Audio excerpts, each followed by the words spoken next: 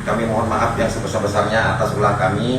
Tampang 3 pelaku pemalakan kendaraan saat lewati banjir di Sanggau Kalbar, kini sampaikan permintaan maaf. Tengah beredar video yang memperlihatkan sejumlah warga di lokasi banjir di Kecamatan Kembayan, Kabupaten Sanggau, Kalimantan Barat Kalbar ribut dengan sopir bus. Diduga, warga-warga tersebut tidak terima lantaran hanya diberikan 2 batang rokok, sedangkan mereka meminta uang sebagai orang terdampak banjir.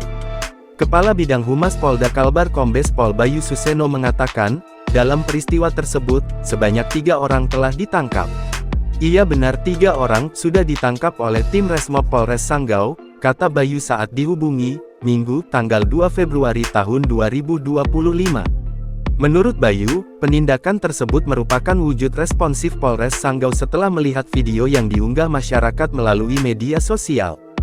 Video lain juga memperlihatkan warga tersebut meminta uang Rp100.000 kepada mobil yang lewat. Bang, 100 bang, nggak bisa mereka kasih.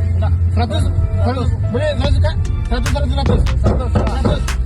Tunggu lah, ini, nggak bisa.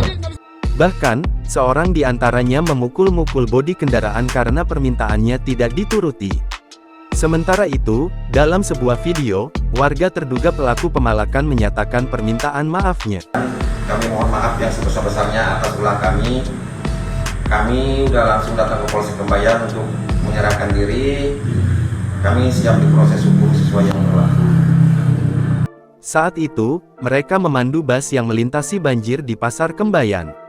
Tapi kita dihargai dengan 2 batang rokok, jadi wajar kalau kita marah, kata salah seorang terduga pelaku.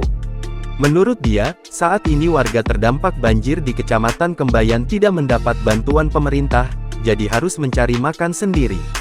Atas nama masyarakat Pasar Kembayan kami meminta maaf atas video yang bikin heboh, tutupnya.